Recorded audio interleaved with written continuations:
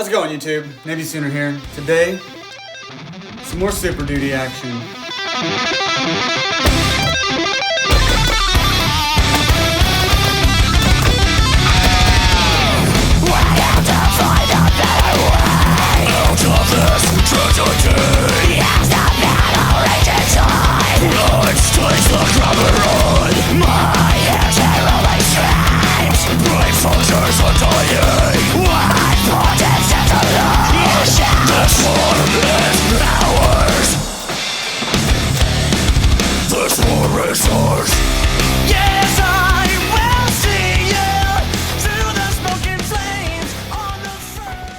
The upper receiver that you see on this rifle is the Geissele Super Duty in 14.5 inches. This is the stripped version, and I will talk about that later on. I have done a review on the 10.3 inch Geissele Super Duty upper, and probably sitting somewhere right above my head right now is something floating around that you can click and you can go watch the review of the 10.3 inch. I'm doing a separate review on the 14.5 inch because I believe that there are different dynamics, different accuracy, and different things that go along with having a 14.5 inch rather than the 10.3 inch. Before we go on with the video, I wanted to let you know that I have no sponsorships whatsoever. It's not that I don't want any, it's just that I don't have any. And this channel is completely funded out of my pocket or the small amount of donations that I get through other means. Those other means, I have Patreon and Subscribestar. I do not have any content on those, but it is a way to donate to me. You can go to Navysooner on either of those, and you can donate to me that way. Once I start getting more subscribers there, I will start putting extra content on there. If you do not want to do a subscription style monthly donation, you can donate to me on an individual payment basis if you would like to donate. You don't have to, but that way is through PayPal, and you can use navysoonerchannel@gmail.com, and that will send money directly to my PayPal, and it's greatly appreciated. The upper receiver itself is made out of 7075 T6 aluminum, the go-to for forged upper receivers. It does have a square forging, which is Brass Aluminum Forging Enterprises. The company that forges it means nothing. It's just they are a good forging company if Geissele's going with them. What it really comes down to is the company that mills out the rest of the receiver. People have had issues with Geissele in the past, but those issues are not about their quality whatsoever. They make a good product. Their issues come down to things like selling cheap but good magazines for overpriced prices just because it has the Geissele stamp on it. They've recently come down on their prices, but whatever. And the whole Black Friday 2019 debacle. And if you want to bring that up, well, we get it. You can't get over the past, just like a woman can't get over the past. Now throw on your lipstick and go shove that tube stick down your gullet. The upper receiver has a cutout in it for the handguard to fit into it for anti-rotation purposes. I will roll in a picture right about here. Yep, it's there. Speaking of the handguard, the 14.5 inch barreled Super Duty upper comes with a 14 inch Mark 16 handguard. The Mark 16 handguard is the handguard that is used on the Geissele URGI. The only difference between that handguard and this handguard is the anti-rotation method.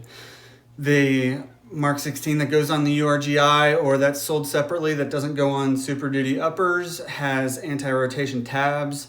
The anti-rotation tab here is what I showed you before in that picture that kind of looks like that puzzle piece. I'm not worried about this rotating whatsoever. And the strength on this handguard is very strong. If you're needing to mount something that is zeroable, like a laser on the front or wherever you would want on this, preferably on the pick rail, that's just where you do it. But if you want to do a laser on the front, you have no worries with this. I have talked about on multiple videos, the 10.3 and the Geissele URGI video, about some guys that took a Mark 16 rail and dropped it and they broke it and the laser that was on it lost 0.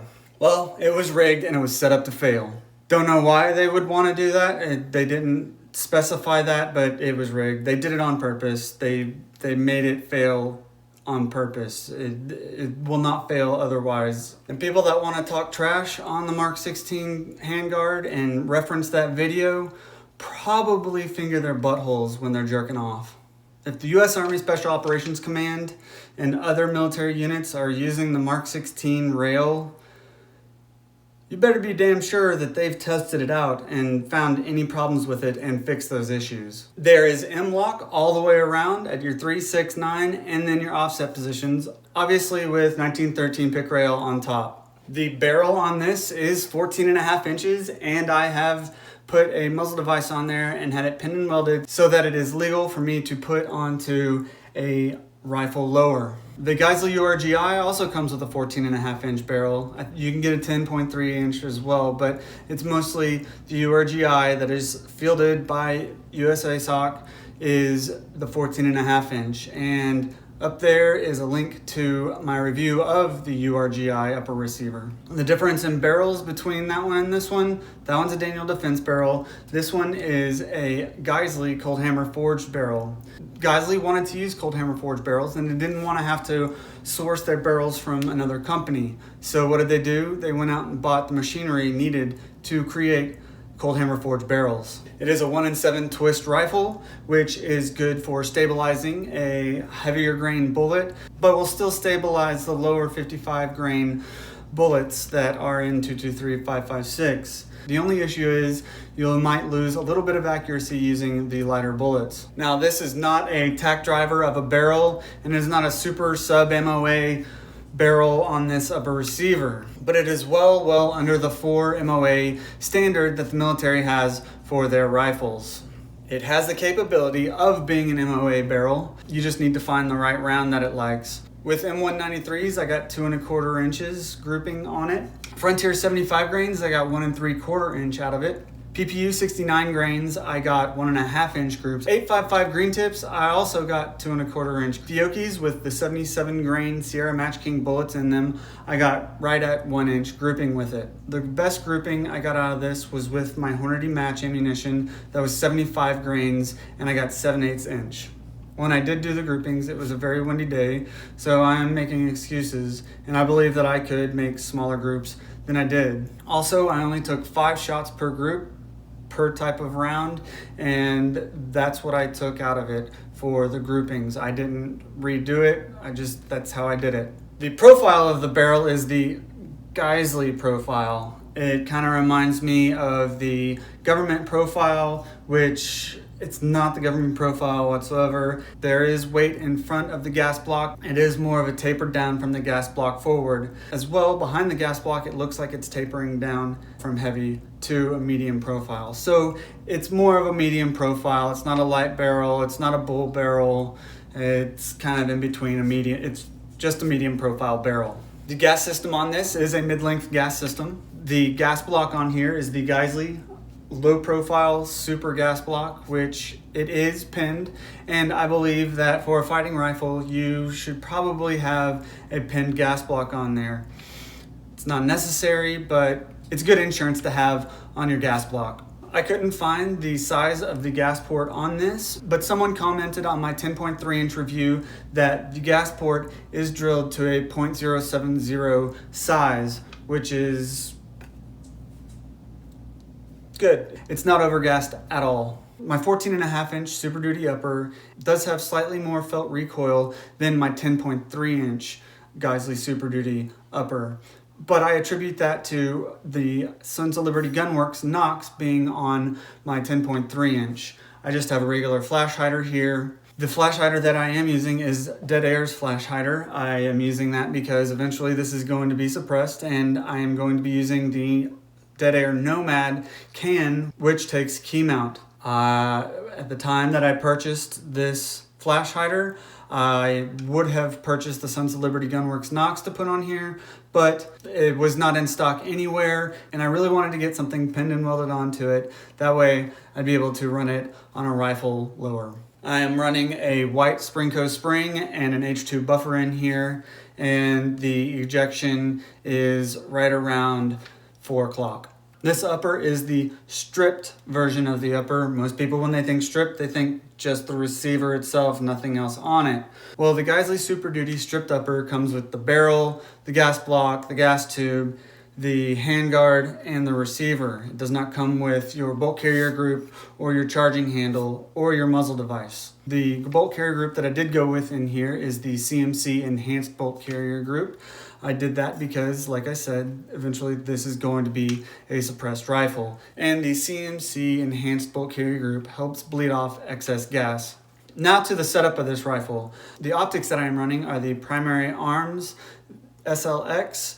This is the 1:6, that is first focal plane. It has the Raptor ACSS reticle in it.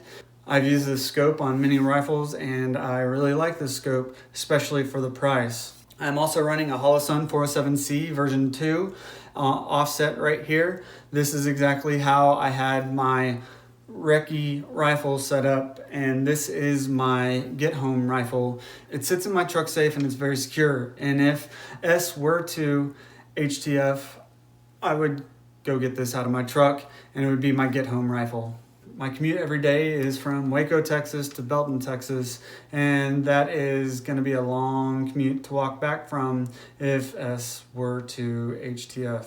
I normally have my LPVO set to 3 or 4 time magnification. If I need to ramp it up to 6, I can. I have my red dot offset for 1 time. It's just faster for me to pick up, but I also like the fact that I can use my LPVO for a long distance. The irons I'm using are both Midwest Industries irons. They are my go-to irons. The front one is fixed and the rear one is the Midwest Industries combat flip-up sight. I really like this setup and I'm probably never going to change for my irons. The charging handle I'm using is the Radian Raptor charging handle. The flashlight that I have on the bend here is the Olight M2R Warrior. It's a good flashlight, and if you want to talk shit, well then I don't care, it's a good flashlight. Like I've said before, I do not use the Olight pressure pads, and it's not because of the fact that they are magnetic and you can knock them off. It is the fact that it is quick press and it's completely on. You can accidentally press it real quick and not realize that your light is on, and I've had that happen to me multiple times. So I like using just my thumb as actuation. I also do use other types of lights. I do use Surefire lights, and I have an Enforce light that I've tested out, and I don't mind the pressure pads on the Surefires because you can have momentary on and completely on with that button right there. I really wish Olight would figure something out for that because those Odin lights look pretty badass and I wouldn't mind trying them out, but I don't like the pressure pad on them. The trigger that I'm running on here is the LaRue 2-stage trigger. The jury's still out on whether I like this trigger or not. Stock I'm using is B5 Systems SOPMOD Bravo stock. No, it's not the SOPMOD stock that someone wanted to point out earlier, but it does have SOPMOD in the name, so I'm running a Timber Creek angled QD point here. I like the way it is because I can run the QD point at a different angle and it just fits better on my body. The sling that I'm using with this is the Haley Strategic Sling. I'm also running a Neomag Sentry strap to keep the sling nice and close to the rifle so it doesn't catch on anything if I need to throw it in my front seat and I need to pull it out real quick. All in all, the Geissele Super Duty 14.5-inch upper would make a great fighting upper receiver. This would be a go-to fighting upper receiver for me if shit were to hit the fan, because this is on my get home rifle. The price of these, as opposed to the Palmetto State Armory upper receivers that have the Cold Hammer forged barrels and the Geissele handguards on them, these are actually cheaper now. The price I saw, which is the price today, is Cyber Monday. It's $6.99. This isn't going up till, the video is not going up till Wednesday, so the price could go up. And the $6.99 is on sale. When I did the review on my 10.3 inch, they were just slightly less than the Geissele's. Now they're more expensive. So Palmetto State Armory is going up in prices, and to say that they're on sale for $6.99 is a crock of shit. Now don't get me wrong, those upper receivers from Palmetto State Armory are good upper receivers. great upper receivers. Would totally buy one. But for the price, especially now, I'd go with the Geissele Super Duty upper receivers. But that's also if you can find one of these Geissele Super Duty upper receivers. They go in and out of stock everywhere. Mostly I see them in stock over at Primary Arms. Great company. I've done business with them multiple times in the past. I don't call them and say, hey, I'm Navysooner. I just fucking order shit from them. The Geissele Super Duty upper receiver is a great upper receiver. Decent accuracy, has a strong handguard, and I would go into battle with this real easily. You can talk shit about me wanting to go into battle with a certain rifle all you want, but I don't really give a shit. I would take this into battle any fucking day. Well, that's it for this upper. Navysooner out. Go check out Life, Liberty, Pursuit of Happiness. Not sponsored whatsoever. I just have a t-shirt that he gave me, and he's just a good friend, and I'm trying to help out his business. So on Instagram, go check out Life, Liberty, Pursuit of Happiness. The Instagram name is down below. Last price I saw, which today is Cyber Monday, and this isn't coming out till Wednesday, so the price could go up even more. Fucking dog.